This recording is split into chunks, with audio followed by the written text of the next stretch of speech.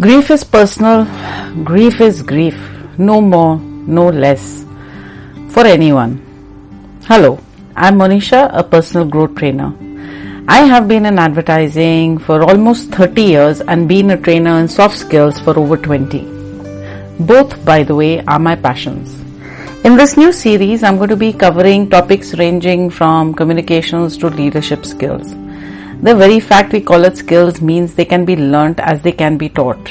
These are not inherent talents. Sure, some people find it easier to communicate, articulate, or even present. But that does not in any way mean that these skills cannot be learnt. So this podcast today is a personal podcast. This has nothing to do with executive skills, leadership skills, communication skills, presentation skills, or the like. This, like I said, is a personal podcast. But the reason I'm sharing this, today's podcast, is because of the lessons I have learnt in the last 6 days. So I lost my pet 6 days ago, Dobby. Dobby was a lab, beautiful, brown, fawn colored lab. He was with me for 11 years and we spent a lot of time together. My day literally began with him and ended with him because he was an extremely demanding and needy kind of a dog. But he was beautiful. He was loving, he was affectionate, and everybody who met him saw him as a kind, gentle dog. Now, people will say, but it was just a dog. It's important to recognize that animals are part of the family and they impact your life as much as you impact theirs. How you treat them determines on their nature, their behavior. And perhaps for me, Dobby was a spoilt brat. He used to only eat when I fed him with my hands, which my children always felt was like a terrible habit I had got into. Yes, it is true. It was exhausting. But here's what I want you to recognize. There's a lot one can learn from animals. Okay? One of the key things that one learns from animals is mindful living. You get angry with a dog, you yell at them, or sometimes you even whack them. And 5 minutes later, they will still wag their tail and come to you. They don't hold it against you. They live in the moment. At this moment in time, they are very present, they are very aware, and that is something that one can actually learn from animals. Animals don't bear grudges. They don't feel jealousy, anxiety, stress. They don't do this kind of thing. That's a very human, these are human qualities. That also makes them extremely forgiving. So there was a time I stepped on my cat by accident. She had just come to live with us and I was not used to having cats. I'm a dog person. And for 5 minutes, she was like really terrified and was sitting under the chair. But when I went to her and I said, Mimi, I'm sorry, I didn't see you there. Mimi didn't hold it against me. Okay, Mimi allowed me to hug her and kiss her. And I think that speaks volumes about how forgiving animals are. People hold grudges, animals don't. The third thing that one can learn from animals is to love in spite of. An animal doesn't care what color eyeshadow you're wearing, what your clothes look like, are your denims ironed, is your t-shirt ironed, are your shoes white, are they black, are they polished, what car you drive, how many square feet of a house you have. They love you irrespective of your status or stature in life. And that only animals can do. Animal love is non-transactional. Human love is always transactional. So coming back to grief. Grief is a process, and as suggested by Elizabeth Ross, there are 5 stages to it. There is denial, there is anger, there is bargaining, there is depression, and then there is acceptance.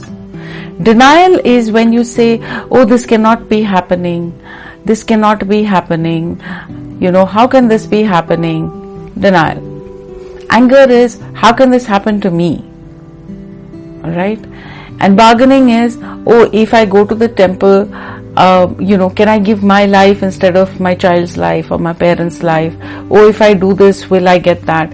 So you're looking at it you're looking at it as a bargain. You're creating this transactional nature with dealing with grief, is that if I could give my life and save my parents or my child's life or my spouse's life, I would do that. Can I do that? Can you do this for me? Can you, exchange something in return for something? Bargaining. Then depression is, of course, extreme sadness. And then eventually there is acceptance, where you accept the fact that the person is gone. Somewhere in between these 5, you can actually throw in guilt, you can throw in sadness, you can throw in shock, you can throw in disbelief, questions, and a whole range of emotions, because we as human beings have a range of emotions. It's not very simplistic. So depending on the kind of person you are, or depending on your state of mind, you will between these 5 throw in different other emotions. But here is the thing. No matter what stage of grief you're in, you have no choice but to eventually accept the finality of death. Now, every living organism is either created or born. The law of nature states that anything that is created or born, therefore, must also end.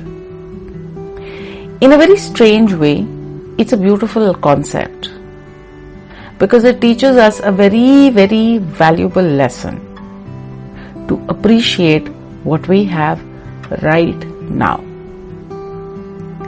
I lost my father at the age of 14, and it was sudden death. I never got the chance to tell him a lot of things I wanted to say. He never saw me grow up, he never saw me get married, he never saw my children.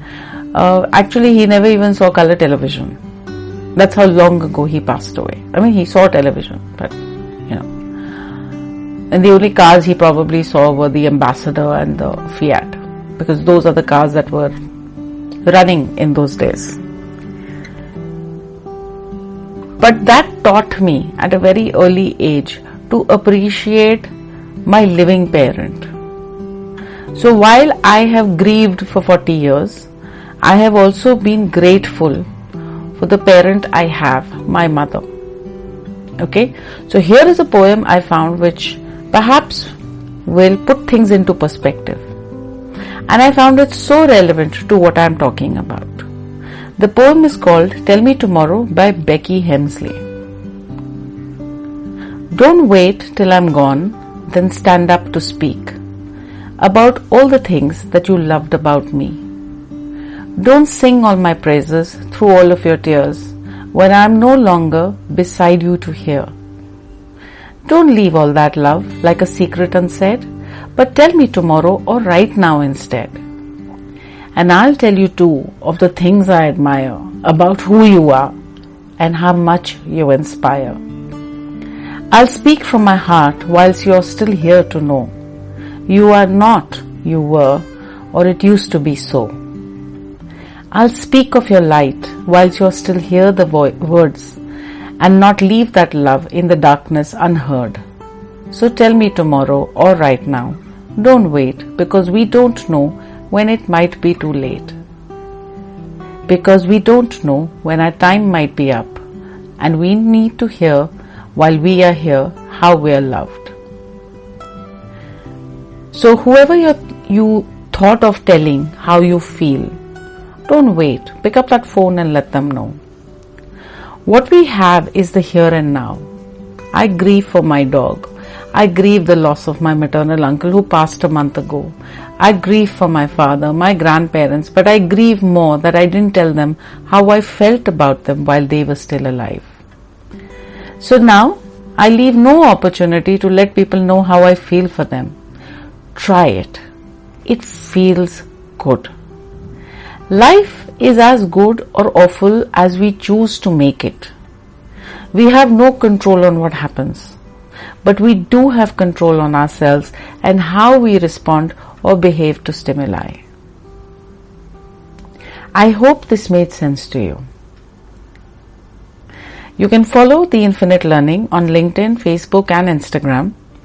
That's all for today. If you enjoyed this episode, subscribe, leave a review and follow us for insights on personal skills and executive skills. Till then, see you next time.